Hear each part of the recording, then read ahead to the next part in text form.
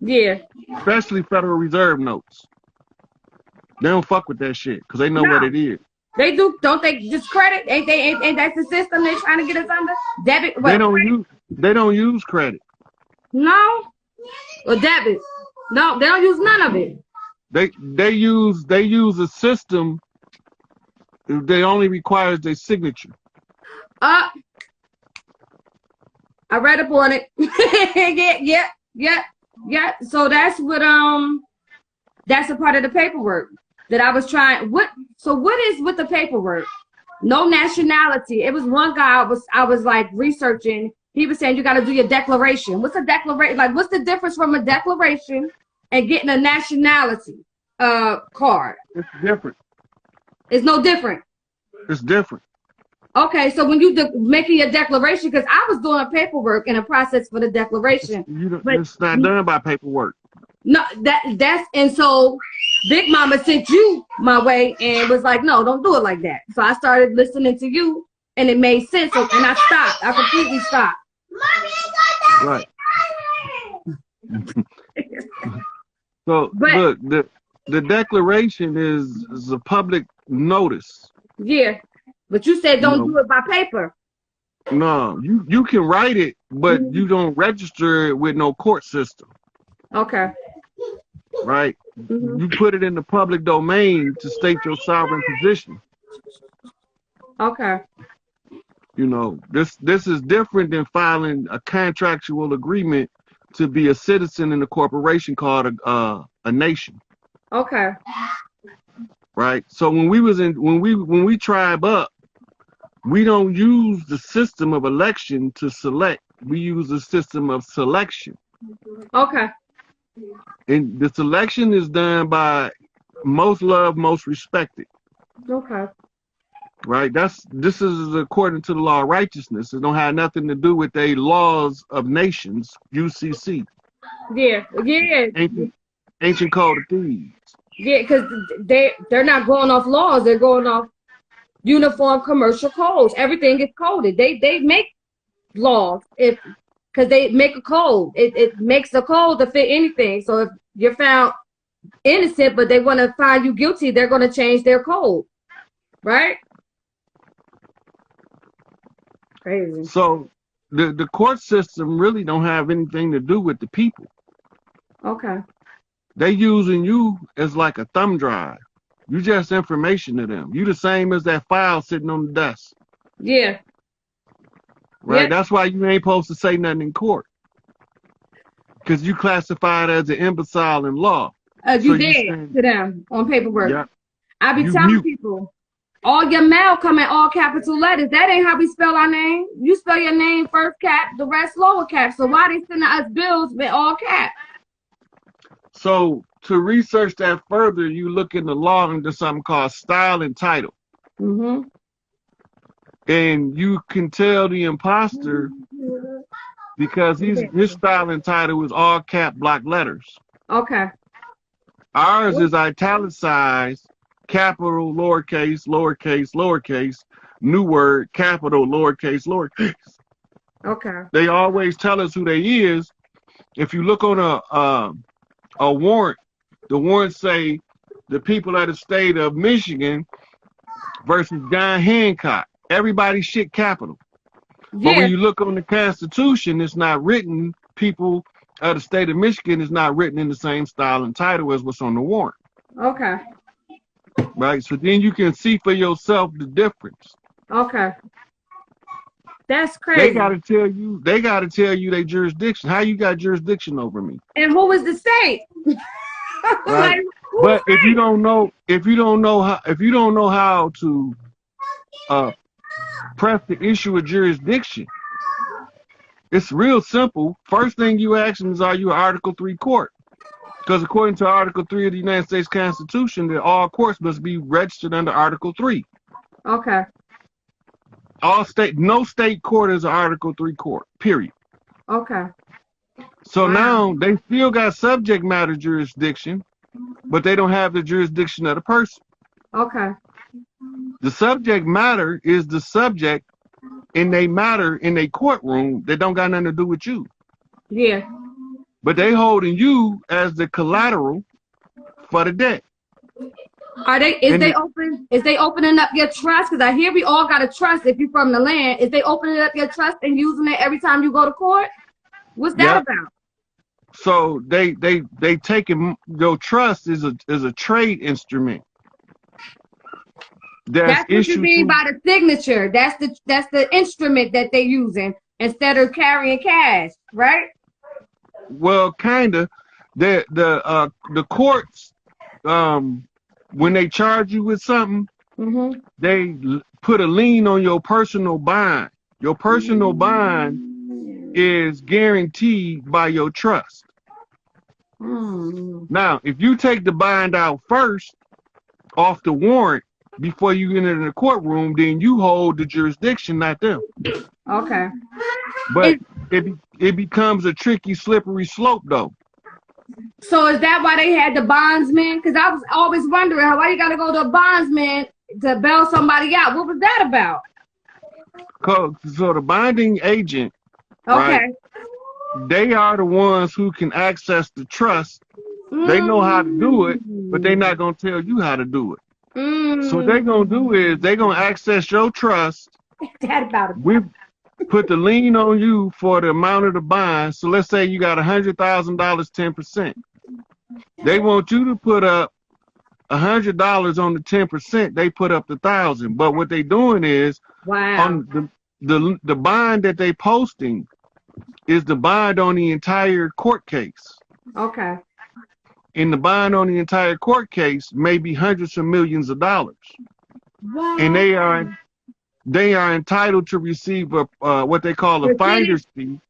A finder's fee for being the person that accessed your trust. They've been duping the people all the time. Now the courts can take the whole whatever the bond is, right? The courts can seize that because the clerk of the court is the holder or the keeper of the bond. What it is, it's a trick. They want you to shoot high so they can hit you low, but if you go low, they're gonna hit you high. Yeah. So it's a trap no matter how you look at it, entering into that court system. Yeah. The only thing that's supposed to stop all proceedings is a challenge to jurisdiction.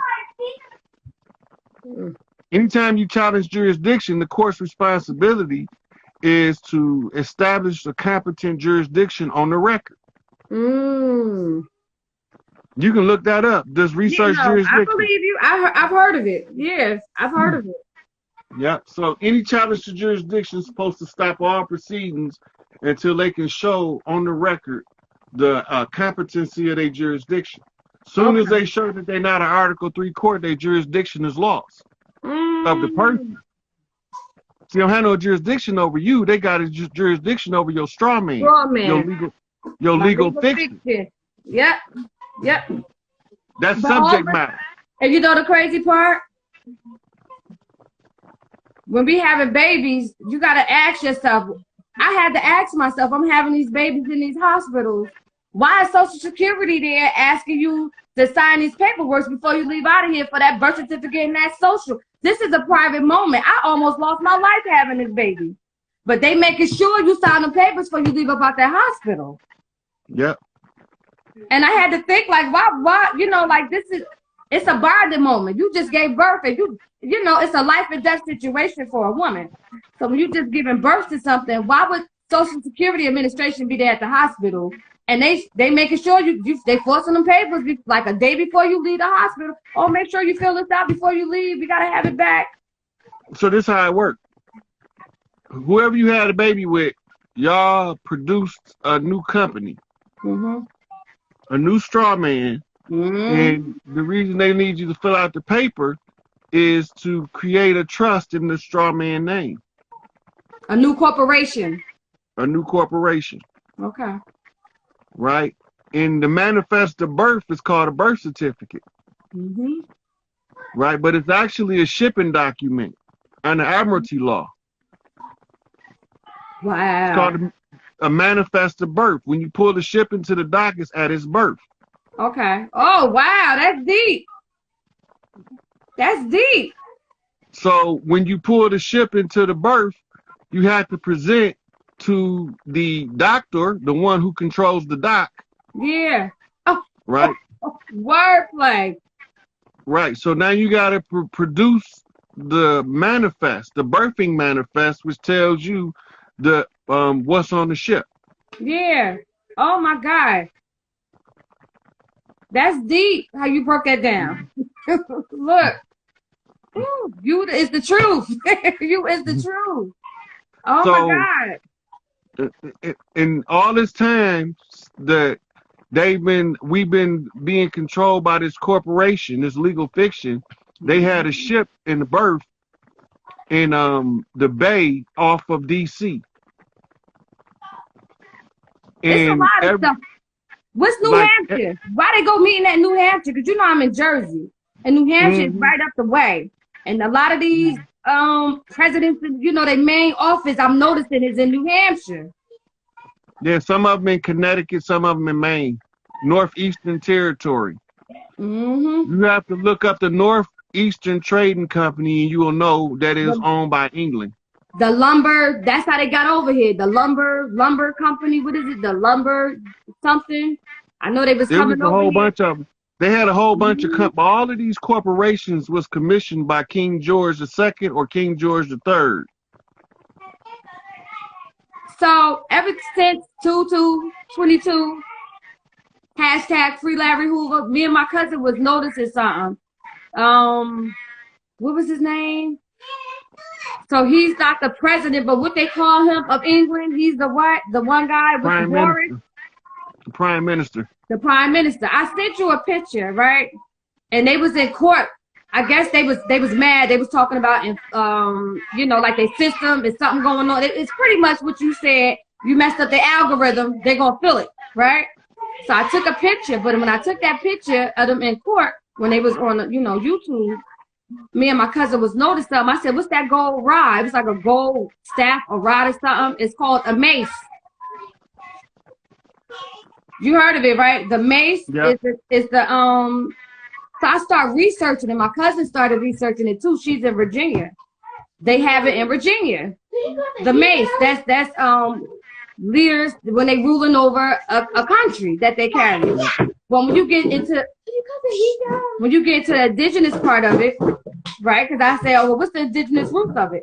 The mace used to be a war club that the indigenous people used to use when they go to war. And I don't think it was gold. And they said it was probably like a stone or something on it. It was a long rod with it. It's funny because I'm saying rod and I'm thinking about your name, right? But it used to be a war club. So look up wizard staff. Okay. A wizard staff is a stick with a crystal ball on the top. Okay. Right. So this is what you're talking about, what you're describing. Go lay down.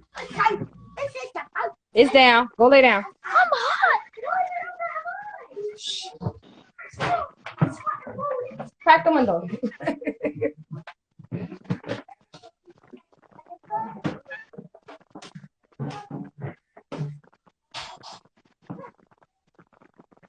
If I get on the live, they get loud.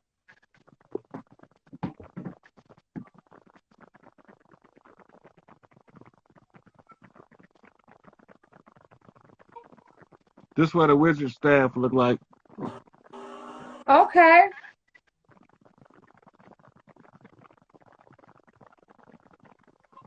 Yeah. It looked like that. That's because I know what you're talking about. So what importance does that have to do with us? Because I feel like that symbolizes something like with their rulership over us. Okay, so it's different cultures. Like for instance, over here, the staff is not our culture. Okay. Our culture is matriarchal. Okay. So we give we use as a token of leadership Big Mama slippers. Okay. So we give the women to represent their rulership over the clans is we give them slippers or boots. Is that why they used to put the baby shoe, dip them in bronze? Do you not remember that? Like when they had a baby shoe, they dip them in bronze as a Right. souvenir. Those are memorials for the new child. Okay. For his first shoes are supposed to be kept by the child for his lifetime. Okay. Right, because it's supposed to be the symbol of his first steps. Okay. Yeah. Right. Oh. The moccasins is like in the, let's say you in Tonga or Samoa. Then it would be more like a flip-flop sandal, Big Mama sandal. Right. Yeah. But here's the thing: in New Orleans, the Big Mama used to wear Big Papa shoes. Yeah. Yep. So we used to say Big Mama got on man shoes when she was coming. That's how we used to tell each other. Big Mama got on man shoes. That means Big Mama coming to whoop somebody's ass. Somebody done something. Yeah. Right. It's the same as Hatshepsut wore a beard. Okay. It's the same thing. Okay. Whoa. Well, I'm not gonna hold you. I know other people want to come on. I appreciate you, brother. Keep doing what you're doing. Yep. I'm about to wrap this one up. This is getting kind of long. I don't want it to be too long where people don't watch the replay. I know that's right. Listen, it's all coming to a head, like you said. Yeah. Hashtag free Larry Hoover. Hashtag free the land. Look. So, bring back the matriarch. Yes. Oh, it's coming. I can feel it. It's something in the air and it's changing. So it's definitely here. Okay. I'm going to talk back to you later. Sure enough. All right. Out.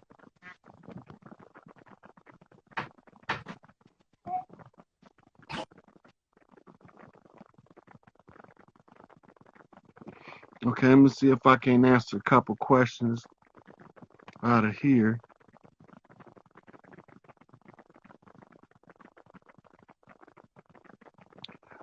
A lot of people will be a chief and don't know it because they don't know their culture. When you don't know your culture, you won't know nothing.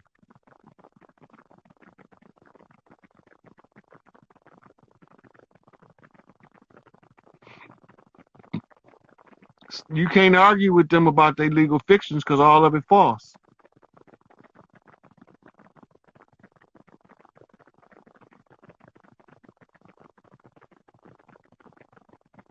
I already talked about Putin at the beginning of the video. You must have came late.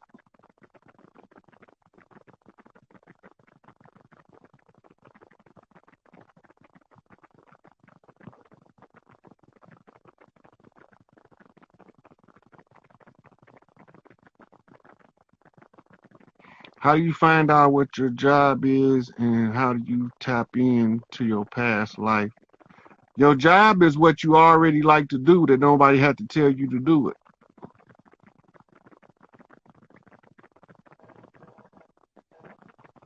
I showed some books earlier. I don't know. I'm going to see if that video saved into the archive. I'm going to post it if it did. But I'm not going to give out any more books, but I'm going to tell you the name of the authors. C.L.R. James was the author of what we call modern day communism. Karl Marx, the